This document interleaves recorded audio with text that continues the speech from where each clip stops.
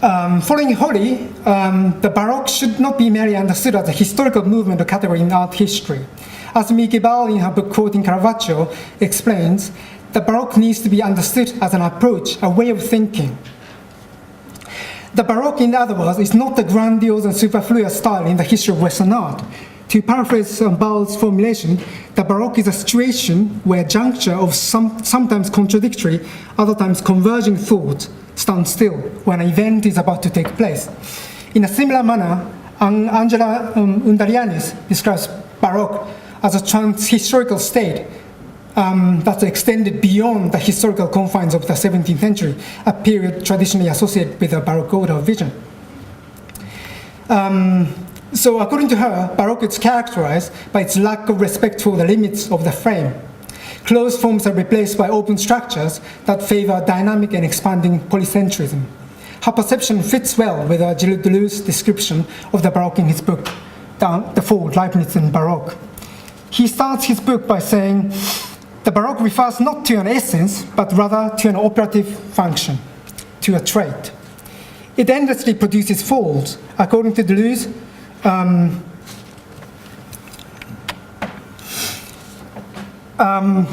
the Baroque is characterized by the fold, which infinitely reveals and conceals. In fact, he defines the Baroque as fold to infinity. Deleuze goes on to say, yet the Baroque is not only projected in its own style of dress, it radiates everywhere, at all times, in 1,000 folds of garments, and that tend to become one with their respective wearers, to exceed their attitudes, to overcome their bodily contradictions, and to make their heads look like those of swimmers bobbing in the waves. The Baroque is a morphology of thinking characterized by the fold, which suggests points of juncture where movements of mutations and transformations could occur. But as the word fold suggests, the seams are hidden. Like a turned and twisted ribbon and a garment with folds, Deleuze brings out a Baroque strategy for thinking that turns the scopic regime into haptic and transforms the military gaze into the sensuousness of perception. The Baroque challenges the scopic regime while remaining visual. While in the optic and scopic vision, the visual field is organized coherently through the photographic lens, the Baroque vision generates multiple visual fields simultaneously and unfolds them. Systematically fictive and simultaneously realist, the Leipzig school of painters, spearheaded by Neurath, includes painters who deploy collage and assemblage for their compositions. The surreal and absurd undercurrent runs through the works by Germans such as Rosa Loy, Thilo Baumgartel, and Ralph's former Irish student David O'Kane. That's Ralph, and Tim Eitel, and O'Kane.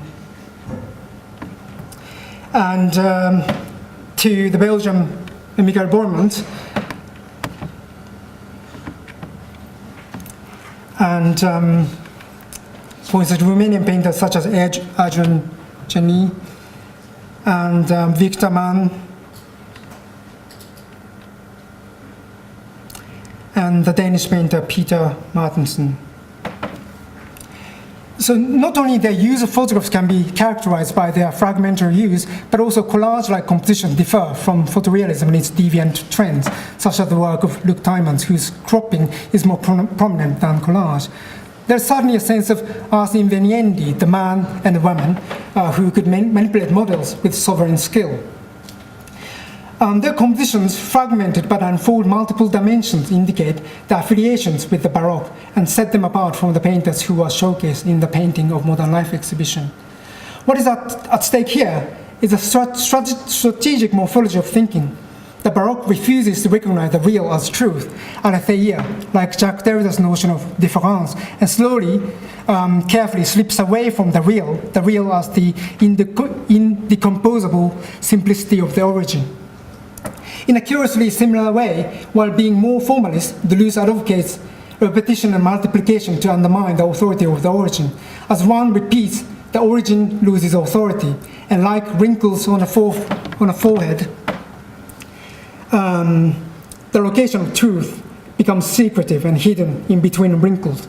In fact, he talks about incompossibility, which he defines as an original relation irreducible to any form of contradiction. It's a difference, not a negation, unlike Adorno's negative dialectics. In both Derrida and Deleuze's thinking, the real as the origin is undermined by the movement of mutations and transformations, like an irregular and deformed pearl, morphed from the perfect one.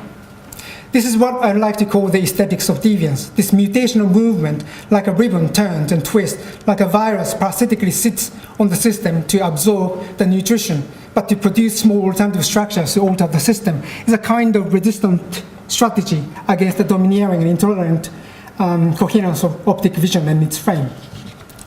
All this perhaps could be embraced by Derrida's well-known term difference. Difference always arrives delayed, like a returning ghost in, for instance, Fuiko Matsui's painting, the contemporary Japanese painter, which shows such an unfolding sense of the fold as the internal organs become dressed. Deleuze thinks morphologically, while Derrida's thinking is elusive, devoid of forms, though the fold remains pertinent for Derrida. Difference, especially the difference between being and appearance, is folded in Derrida. In this sense, the Baroque manifests in Derrida's thinking. It has to do with the phenomenological fold. Well, here is a quote from Derrida. Marx seemed to suggest, with that difference, both decisive and substantial at the same time, that separates being from appearing. The appearing of being as such, as phenomenality of its phenomena, is and is not the being that appears. That is the fault of the unheimlich. Unheimlich, the uncanny, as much as it's understood as the unfamiliar feeling arising from the familiar, or should I say, one's inability to return to the same, is also the phenomenon of the inanimate object appearing as animated, as explained in Sigmund Freud's article, The Uncanny. In this quotation, Derrida explicates uncanny as the decisive, at the same time, insubstantial severing between being and appearance. What appears real to one's eyes, including a social reality, is spectacular and spectral. That is to say, the world appears haunted. Moreover, Derrida says a few pages before the previous quotation, I am means I'm haunted. In other words, I as the modern subject is in fact haunted by specters of the others, even when she or he is convinced of her independent, self-reflective thinking body as res cogitant, the thinking corporate body, severed from the ancestral or intergenerational ties and imagination, or we could list Kantian sense of enlightened subject. Here, Derrida's uniquely Hegelian side manifests when he explains the difference between the spirit, Geist, and the spectre, the ghost.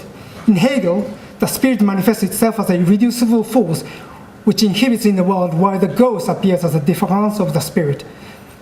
Here is a quote from Derrida. The spectre is not only the carnal apparition of the spirit, its phenomenal body, its fallen and guilty body. It's also the impatient and nostalgic waiting for redemption, namely, once again, for spirit.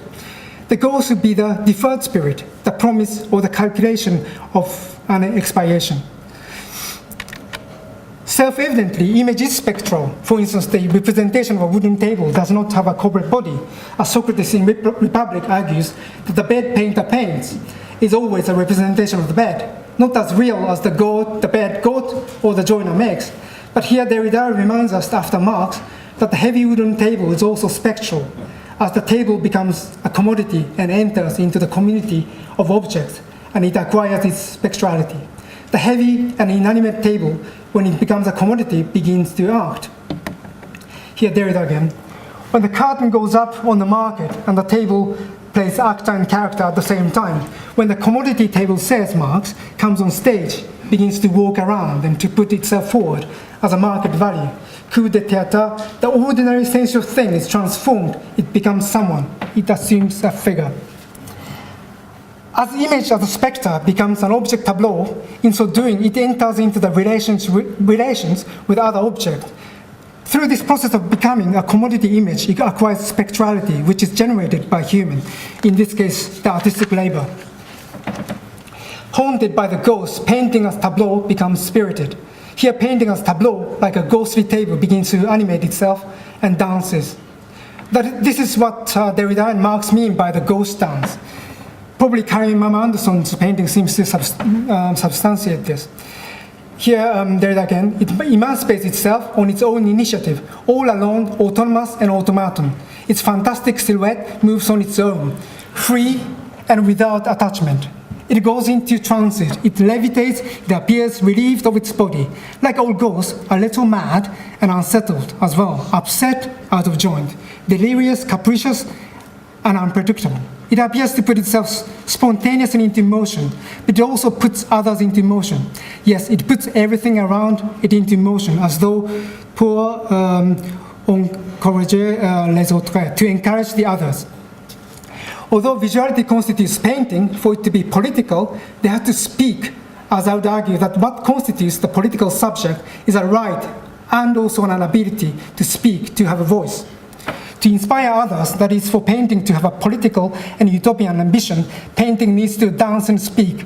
Painting as tableau begins to be animated, no longer an inanimate object to be stared at, but it acquires a voice and speaks back, and even dances. Roland Barthes suggests that photography is both about death, in the sense that the moments which are captured by the camera lens never returns. Speaking about his mother's photograph as a little girl in the winter garden, Barthes recognizes the photography as a stamp of mortality, as she, as a little girl, never returns. But painting returns as a ghost, first of all as the ghost of photography and the ghost of image.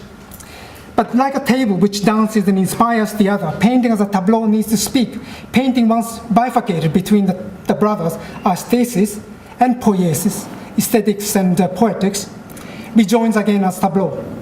Painting as tableau is like a cloth, ekran as a projection surface for phantoms, the body without presence and the presence without body. Such a painting conjures up a ghostly apparition. At this moment of apparition, painting promises, in the form of unfolding, the possibility of justice for the other, haunted by the vanquished and the responsibility for the arrivant, or the ones to arrive. Painting as tableau promises the future which remains operatic, by which I mean a path without a path which is not yet open. In this sense, I regard that the promise is the responsibility of painting, and a spectral apparition is the allegorical form of a promise. As art inherits the suffering of the other, as art as a form of mourning wells up its tears, tears, unlike scopic vision, refract light and cloud what the eyes can see in the daylight. In this state of mourning, the artist sees the spectre appearing. Apparition in the Baroque does not arrive in the figure of a ghost, but it comes as a messenger, the angel. The angelic apparition is spectral poetic par excellence. Guercino's painting entitled The Angel Appears to Hagar and Ishmael from 1652 shows Hagar, the house servant of Sarah, and her son Ismail sleeping in the back. But Sarah, who was not able to conceive a child, employs Hagar to bear a son of Abraham. But Sarah miraculously gave birth to Isaac. No longer needed, Hagar and Ismail were sent away and wandered about, almost dying of thirst and hunger. But an angel appears above Hagar and points out the water running out from a rock on this side, which is a bit difficult to see. The eyes of Hagar and the angel meet as the angel's left hand covers his heart to show empathy. This is the promise of painting, that the spectres of the Baroque, the celestial messenger carries as he returns. The figure who demands and waits for justice beyond its death is the spectre. Painting, while the spectres of the Baroque ventriloquize the painter, out of necessity, speaks of a promise, the promise of justice, though operatic in its fate for the vanquished before us and the others who are to arrive. Finally, I would like to point out that poiesis questions the primacy of vision, as if to suspect truth in the bright light outside of a cave. Poiesis as a process allows apparition its allegorical form, like a secrecy preserved in the deepest recess in the cave, suddenly appearing. Unlike Martin Heidegger's understanding of truth, aletheia, as unconcealment, as the Baroque folds the appearance of the world in the darkness of Caravaggio's painting and waits for the moment of its apparition. But it doesn't unveil truth, rather it whispers. Thank you very much.